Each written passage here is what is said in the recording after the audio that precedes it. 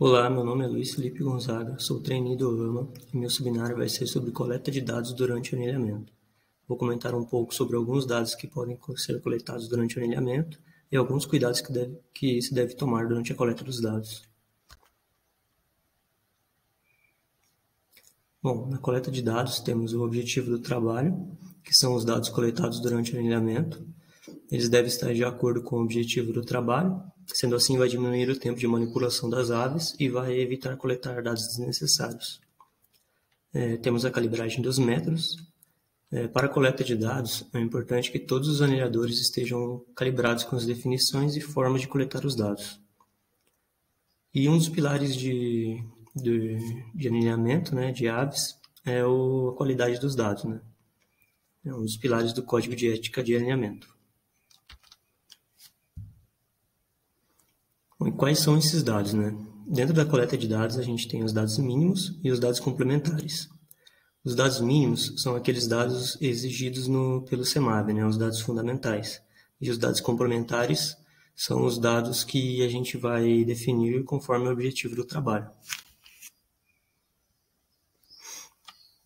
Nos dados mínimos, a gente tem os metadados, que são data e local, os dados do indivíduo, que é a espécie e o número da anilha, e os dados descritivos do projeto, que são os anilhadores e o método de captura que vai ser utilizado. Não se deve anilhar ave sem saber a espécie. Use guias de campo para auxiliar na identificação. Então, se estiver com dúvida, também pode usar os guias de campos para ajudar. Nos dados complementares, a gente tem os dados morfométricos e os dados biológicos. Nos dados morfométricos, a gente tem as medidas corporais, que são diversas medidas que podem ser tomadas, como o comprimento da asa na forma natural, comprimento da cauda, comprimento do corpo, comprimento total da ave, comprimento do cúmen exposto e outros diversos, né?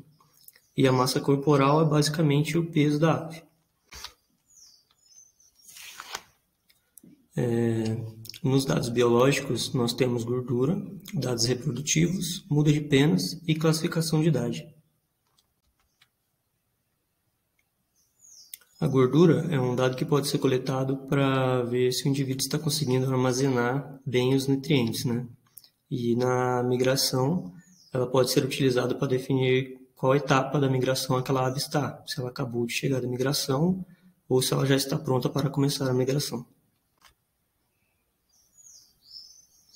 Nos dados reprodutivos, nós temos a cloaca e a placa de incubação. A cloaca vai nos mostrar se aquele indivíduo está pronto para a reprodução, e se for um macho, a cloaca vai estar bem desenvolvida. Na placa de incubação, vai nos mostrar se aquele indivíduo está prestes a incubar, já está incubando ou já finalizou a incubação. Em algumas espécies de aves, apenas a fêmea faz incubação. Então, só ela vai ter a placa de incubação bem desenvolvida. Na muda de penas. Bom, a muda de penas é um processo de troca de penas cíclico e previsível.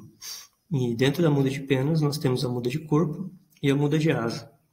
Para se observar a muda de corpo, é necessário soprar os flancos da ave, as costas e a cabeça.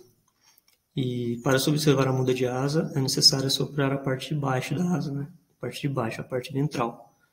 E nos dois casos, a muda tem que ser simétrica, porque se eu estiver ocorrendo apenas de um lado, isso significa que é apenas uma reposição de pena e não é uma muda.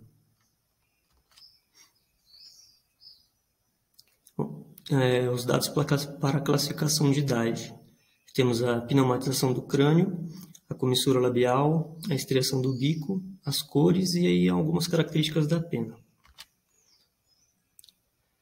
Na pneumatização do crânio.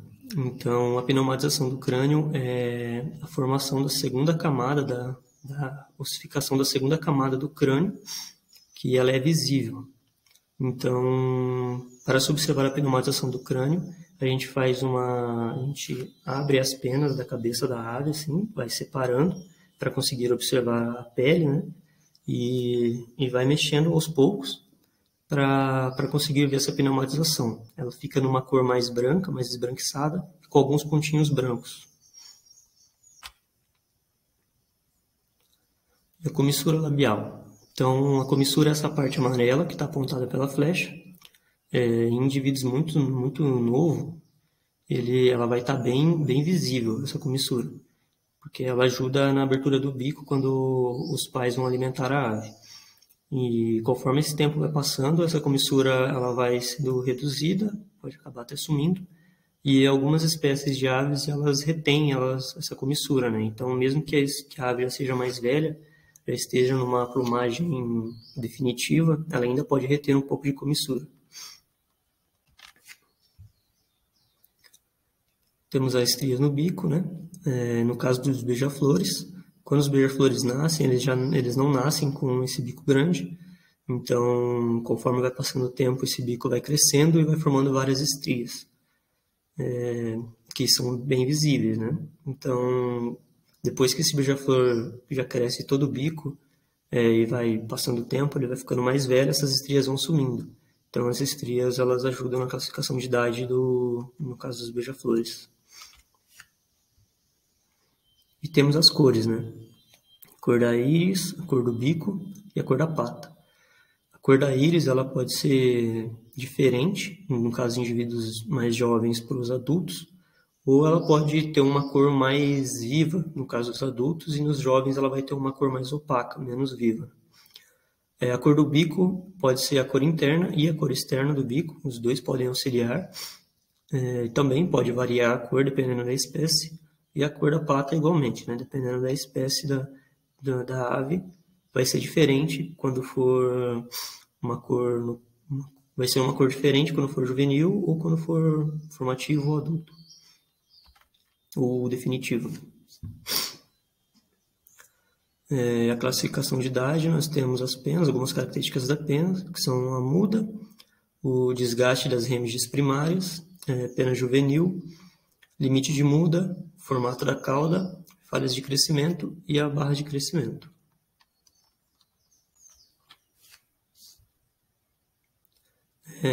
Nas penas nós temos a muda, que já foi citado, né? Temos o desgaste. Então, os desgastes das primárias são essas primárias ali mais externas, né? Elas vão mais externas do corpo, né? Que são as últimas primárias. Elas vão ter, se for uma pena mais nova, ela vai ter pouco desgaste. E se for uma pena já mais velha, ela vai estar bem desgastada e meio comida nas pontas, assim. E se for pena juvenil, o desgaste ela pode ser maior, porque a pena juvenil é de pior qualidade, né? Aí temos a pena juvenil, que também auxilia na classificação de idade. E temos o limite de muda, né? O limite de muda ele é visto se a extensão da plumagem for menos que completa. Continuando nas características da pena, nós temos o formato da cauda, que pode ser truncado ou pontiagudo, dependendo se for pena juvenil vai ser pontiagudo, e se for formativa ou definitiva vai ser truncado. Temos as falhas de crescimento e as barras de crescimento. Nos dois casos, a falha de crescimento e a barra de crescimento, se ela estiver alinhada, vai mostrar que as penas nasceram de uma mesma geração.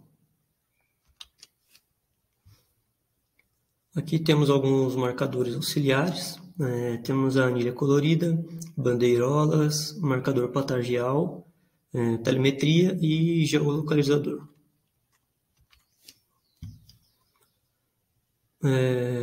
Os dados como coleta de sangue, parasita e fezes podem ser coletados durante o anilhamento, né?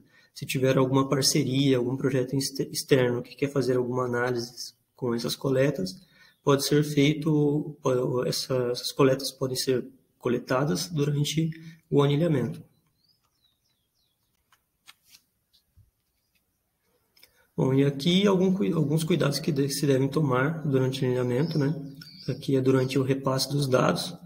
Então, sempre que o anilhador falar alguma informação e quem está anotando acabar não entendendo essa informação, é necessário, tem que repetir quantas vezes precisar, assim, para conseguir entender a informação de fato, né? Isso ajuda a manter a qualidade dos dados.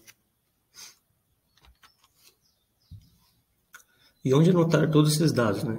Então, aqui tem uma ficha de campo do OAMA, mas existem diversos modelos de ficha de campo. O importante é ter as áreas necessárias para anotar os dados e uma área para possíveis observações.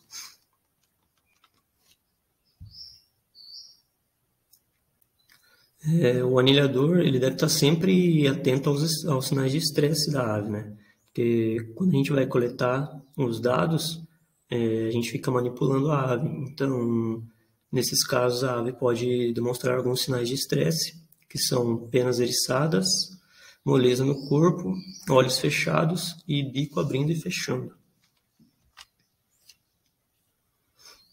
E o que fazer nesses casos, né? Recomenda-se soltar a ave sem finalizar a coleta dos dados, assim vai evitar possíveis mortes. E caso a ave não esteja voando, é recomendável deixar um lugar calmo e seguro até que ela se reabilite. Então, na foto aqui a gente tem a nossa hotbox do AMA, que é essa caixinha de isopor, caixinha térmica, e a gente coloca a ave lá dentro, né? E deixa na sombra, se tiver, deixa na sombra, e tampa com esse paninho até que a ave se sinta segura e se reabilite para voar novamente. E ao lado temos aqueles saquinhos ali, que são os hand warmers. Em um dia muito frio, a gente utiliza esses hand warmers e coloca dentro da caixinha junto com a ave, para que a ave tenha uma fonte de calor para ela se esquentar. Pode soltar quando quiser. E ao final, nós temos os registros fotográficos, né? Que são muito importantes. Os registros fotográficos eles servem para registrar alguma característica específica da ave que ela está passando no momento. Por exemplo, gordura, ou muda de asa, cor da íris. E também o SEMAV possui um módulo chamado ARA para arquivamento de foto silvestre em mãos. E finalizando a coleta dos dados, né, a ave deve ser solta próxima ao chão.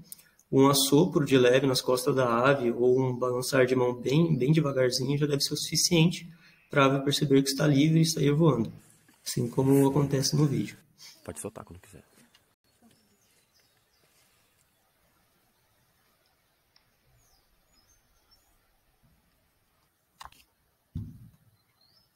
E aqui estão algumas referências que eu utilizei, né? Então é isso. Muito obrigado pela atenção de todos.